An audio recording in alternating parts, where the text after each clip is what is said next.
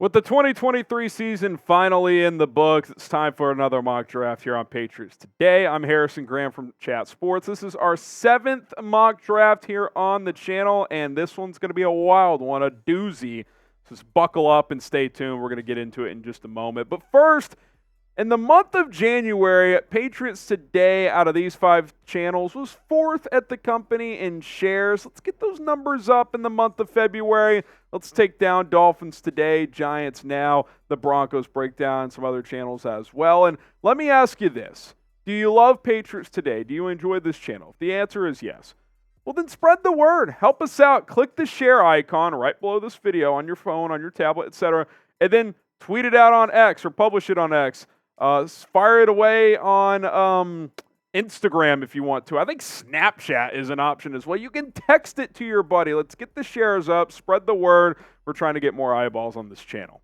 All right, trade alert, Rolly, to kick off this mock draft. A lot of chatter around the Patriots trading the 3rd overall pick, and that's what we're doing here today. Yeah, listen, I haven't been the biggest fan of the idea of trading back from number 3 just because I believe that taking one of the top quarterbacks would benefit this franchise the best. And if you really hated whatever quarterback fell to you at 3, just take the best wide receiver and best player in the draft in Marvin Harrison Jr. But this time, the Vikings came calling. I asked for a pretty penny, and I received it. I got number 11. I got a first-rounder next year. I got their second-rounder. I also got 2 fourth-round picks, 109 and 130 to be exact, in exchange for that 3rd overall pick. So you move back 8 spots. You get a bunch of draft capital to really try to reload this roster, as well as an extra first-round pick next year. I think this is the bare minimum for me, personally. Like, I need a haul to move back that money spots, if I'm going to be honest. Yeah, I mean, if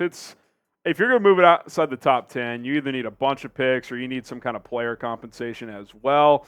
So the rumor has been, Rolly, A, they're considering a trade down, and B, they like these offensive tackles, so how about a combination of both? You trade down and get Fashanu, the Penn State tackle, who I think has fallen behind Joe Alt, but I would still argue the upside of this kid is higher than any other tackle in this draft, in my opinion. Yeah, I mean, I've been an Olu guy for some time now. I was maybe a little overeager back in October or November, Harry, but I feel like you remember these conversations where I said he was the best player in the draft outside of the Caleb Williams, Drake May quarterback conversation. He just didn't take that massive step this year.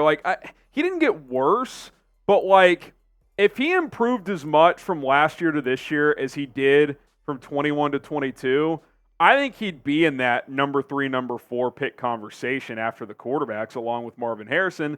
But he still just had a really good year, which isn't bad. He's still a good player, but he took a much bigger leap between the prior 2 seasons that he did this year, whereas Joe Alt took this massive step, which is why more people are higher on him. And I will say this, with the trade back down to 11, that is probably as risky as it would be of Olu not being there. I think he could go 9 to Chicago. He could go 10 to, I believe the Jets are picking 10 as well. So that Olu range is right around that 9, 10, 11 range. So he might not be there, but you do need to replace Trent Brown. I don't expect Trent to return to Foxborough. You have Andrews, you have Strange. I really want New England to re-sign Michael Penix in free agency, but I don't think Trent Brown's going to happen. And to be honest, the way he ended his tenure this season in Foxborough rubbed me the wrong way. I'll let him walk. You'll need to replace him, whether it be in free agency or the draft. We do it through the draft here by trading down and taking Fashanu, who could really be a dynamic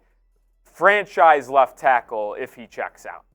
Yeah, I mean, look, I know Olu has slid a bit, I guess, since coming into the college football season. But if you get him in this range, I think it's great value. I think at worst he's still going to be solid. At best, he could still be a Pro Bowl, All-Pro caliber player, and that's huge for a team that needs an anchor on this offensive line. So, I'm still with you, Rolly. I would rather probably just stay at 3 and draft a quarterback, but their evaluations are their evaluations. If Elliott Wolf and Jerod Mayo don't love the 3rd QB, and if that's the one sitting there at 3, then maybe they go this route and build assets and get that tackle in there first. Type Y for yes, type in for no. Would you be okay with the Patriots trading down and drafting an offensive tackle? Go ahead and let us know. And then you get your quarterback, Michael Penix Jr., round 2, pick number 34. I did see a report on Tuesday from Jordan Schultz, who is connected to the Seattle area. That's where he's from. And he was told that Michael Penix, who didn't have a great on-field week, I don't think really any of the quarterbacks did at the Senior Bowl, but apparently he interviewed exceptionally well, which I think does matter in these evaluations. What also matters, Rolly, is his medical history, which is why he could fall to the second round, that along with him being a 6-year college player. But, man, when he's right, he throws a beautiful ball. I don't care that he's left-handed. He can challenge teams vertically. He's not scared to throw a ball into a tight window either, which you have to be able to have that in the NFL. He's got the tools. It's about the medicals more than anything else. I mean, Harrison, I'm old enough to remember after the Texas game in the semifinal where people were saying, could Penix go in the top 10? It's one of the better college performances from a quarterback I could remember in recent history. He could absolutely sling the pill. And I think this is a very possible scenario for New England. There's a lot of buzz around it, and our good pal Mitch Lorenz says where's there smoke, there's fire. Well, I think it's very intriguing that a lot of people have said the Patriots could address quarterback in the free agent market. I'm not saying go sign Baker Mayfield, sign Kirk Cousins, but what I'm saying is that we could see a Jacoby Brissett. We can see a Gardner Minshew potentially hit the free agent market and then be that New England guy where they're a stop-gap quarterback. You draft Penix, you have him sit behind them. If they feel Penix is ready in year 1, they put him out there early on, or if he just wins the quarterback battle outright. I'm not saying that's what I want to do, and by no means am I saying that, but I think it's interesting that it's been rumored quite a bit here. So a Penix 34 overall mixed with a Jacoby Brissett in free agency, I think it could be in the cards for the Patriots. Yeah, I mean, look, if New England's mindset is we need to just get more assets because we have a lot of holes to fill, then this isn't a bad avenue. Now, of course, the counter to that is there's no guarantee that Michael Penix is there at 34. But I think there's a chance he is. And, again, I think it's a fair question to ask. Would you rather have Penix at 34, Jaden Daniels at 3? I mean, I like Daniels better, but if you told me Penix was there at 34, I'm intrigued by that option. So it'll be interesting to see how this plays out. Obviously, the Combine in a couple of weeks, I think, will dictate a lot how these quarterbacks interview and perform, and especially for Penix. The medicals are going to be vital. I mean, if his medicals check out, I think some teams will have first-round grades on him. If they don't, there might even be a few teams that have him in the undraftable category. I mean, it really could be all over the place across all 32 teams. So I hope for him it checks out because he's fun to watch. I mean, he really brought back that Washington program. So, and I think he could be an interesting fit in New England. Join the channel here on Patriots Today. We got the #1 spot for Patriots Draft content here on YouTube. If you want more mock drafts, trade ideas involving the number 3 pick, which we're going to do, rumors, draft profile breakdowns. We got it all. YouTube.com/Patriots Today. Do not miss out. Okay, round 2, pick number 42, Chris Braswell, the edge out of Alabama. It's kind of an interesting edge class, Rolly. The Patriots' first-round picks don't really fall into the range of them. Now, if you trade down to 11, that could be kind of that range for that first crop. But there's a couple of guys in round 2, like a Chop Robinson, a Chris Braswell, that maybe New England could target. Yeah, I would be a fan of taking one of these edges at this type of range rather than the first round. I'm not the biggest Leatu Latu guy. I'm also a little skeptical on Jerod Verse. Dallas Turner also. I know he's good, but he doesn't move the needle, in my opinion. What I like about Turner is at minimum you're getting a great run stopper. Yeah, but I'll take the value on his teammate Chris Braswell in the second round here. And this is a lot of insurance because you do have to wonder if Anthony Jennings will return, Mac Wilson, Josh Uche. They're likely going to lose 1 or 2 of those guys potentially if they really focus on offense in free agency. So you can just replenish that edge group with an Alabama guy. Usually works out. I really like the idea of taking, especially in this idea where you have multiple second-round picks, take an edge. Why not? It would work out. Yeah, certainly not opposed to that. You can never have enough pass rushers. Trade alert again, sitting at 58. We'll drop down to 68, add 136 as well with Tampa Bay. So move down 10 spots. move up 10 spots to give up 136. Got to go get our guy, Read that backwards. And hey, one of the fast risers in this draft, Roman Wilson, who was making plays all over the place in Mobile for the Senior Bowl during that practice week. It was pretty much Roman Wilson and Ladd McConkey. Those were like the top two dudes out there in terms of consistency. Yeah, I mean, Roman Wilson just showed and flashed his route running, his twitchiness, his quickness at the Senior Bowl. He was dominating people in one-on-ones. He, like you mentioned, with Ladd McConkey, was the second best, if not the best wide receiver there, and he really rose his stock from a late date or third round, early fourth round guy to he's probably going to be late second, early third, middle potentially, day two, probably, yeah. Especially if he does well at the scouting combine in just a couple of weeks. He was the main man for that Michigan team that won the national championship on the outside, 12 touchdowns. He can play outside, he can play inside, he's got versatility, he's a good yak guy, he's speedy, and if he just continues to show his ability to make people miss and get open in man coverage situations, I think the Patriots should be willing to scoop him up. And like I said, I know it's a hypothetical, but you get 3 potential second-round picks with trading back and then trading back up, and you hit with Penix, Wilson, Braswell. I think it's a pretty good crew here to pair up with Fashanu in the first round. You know who he reminds me of, Rolly? Not only, like, I'll throw a little player comp at you, but also just the journey he's had here I think is very similar, is Jaden Reed.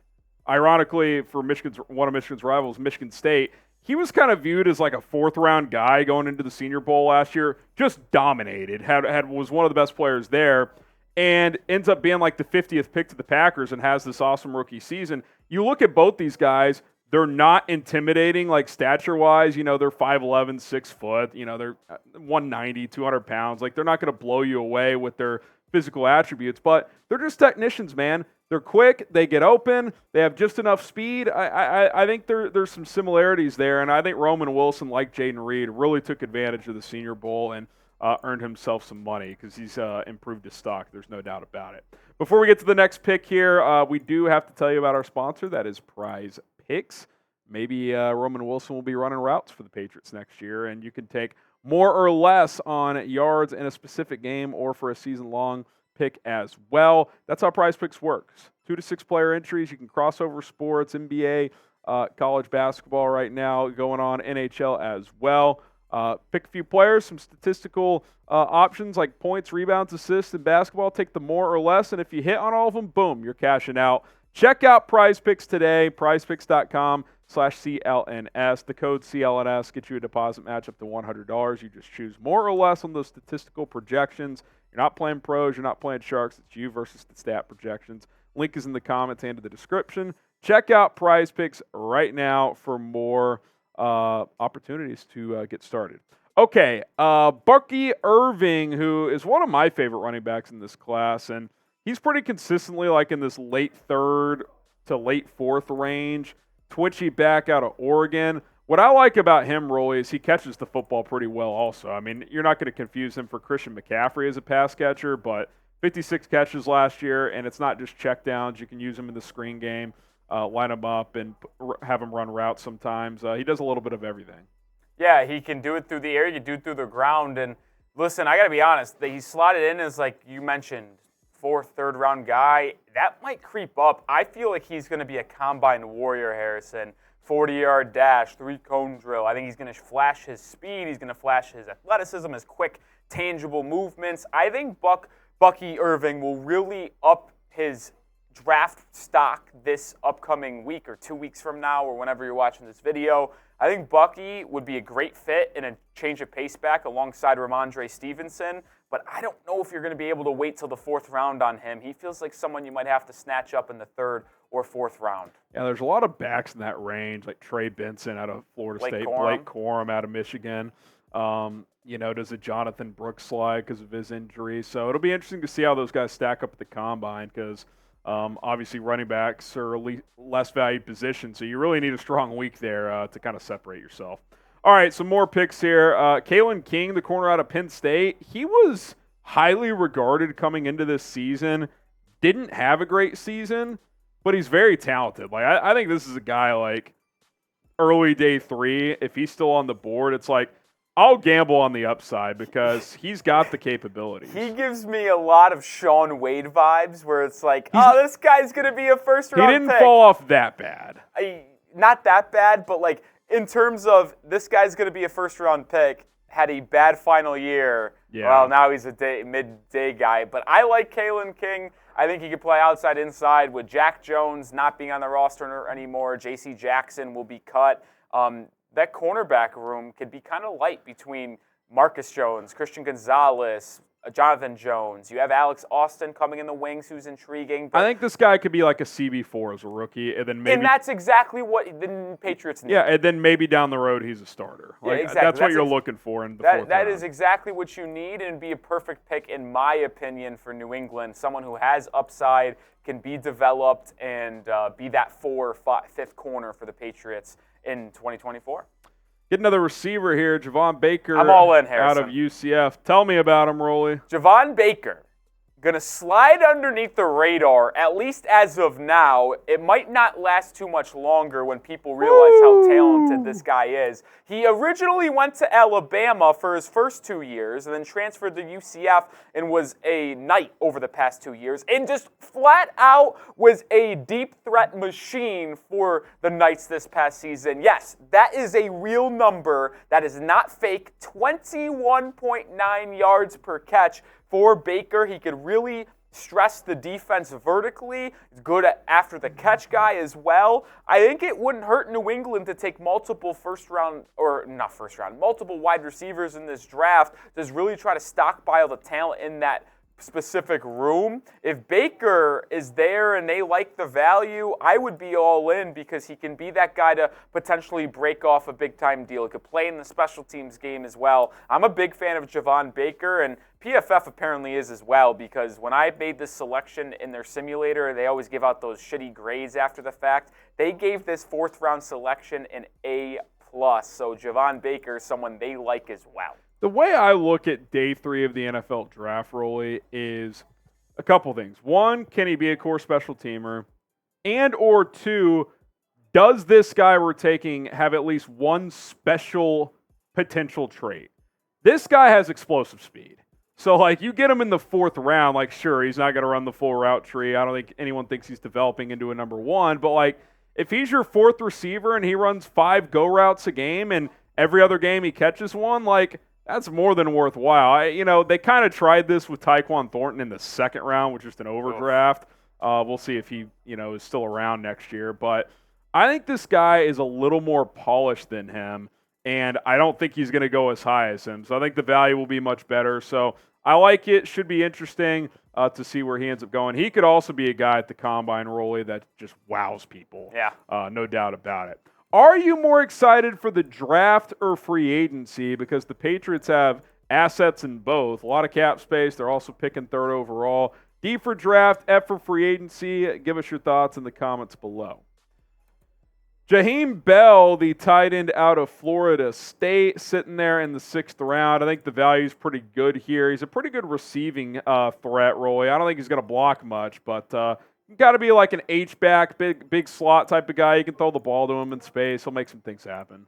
Yeah, and listen, when your entire tight end room is a free agent, like, you're going to have to probably draft someone at least to fill some of those roles, right? Like, Mike Gesicki is a free agent. Hunter Henry is. Pharaoh Brown. I think that it's likely the New England Patriots bring back one of them, but you're still going to have to either draft a tight end or sign multiple tight ends in free agency. I think one will absolutely be drafted. I think I've drafted Jaheim Bell in a prior mock draft on Patriots Today. I'm a fan of his size at 6'3", 240, and he's a receiving threat. If they could get him more of a blocker, use his size a little bit more in the run game potentially, Jaheim Bell could be a little nice find in the later rounds here for the Patriots. Yeah, I think you look at this tight end situation. I'm with you. Bring back one of the guys.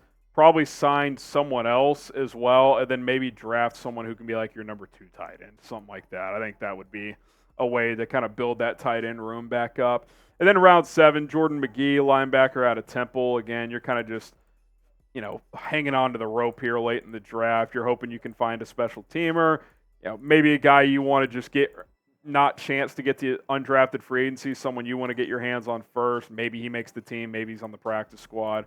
bring him in here, see what he could do. I mean, it's dart season here late in the draft, and it's especially dart season before the combine when you're making some of these picks in the no doubt 6th and 7th round. So I'm just kind of throwing names at the wall. If they stick, they stick. But Magee, he's a little productive at Temple, so that's also what you're looking for there because you know he can make some big-time plays. All right, recapping this mock draft, since the rumors have been they could trade down, we'll go ahead and trade down here. Get Fashanu, number 11 overall in the first round. Michael Penix Jr. in round 2. You get an edge rusher, Chris Braswell, in the third round, or in the second round. Also in the second round, Roman Wilson, the Michigan wide receiver. Bucky Irving, the running back out of Oregon, in round 4. Kalen King in the 4th round as well, the corner out of Penn State. UCF wide receiver Javon Baker in the 4th. Jaheim Bell, the Florida State tight end, the 6th round, and then wrapping things up with Jordan Magee, the Temple linebacker, in round 7. So there you have it. Patriots mock draft 7.0 in the books. Give us a letter grade for this mock, A, B, C, D, or F. Pluses and minuses are welcomed and encouraged. Let us know what you guys think in terms of how we did. We appreciate the love. We appreciate the support. If you want more videos, subscribe. Also share this video on social media. Spread the word. And we'll see you next time.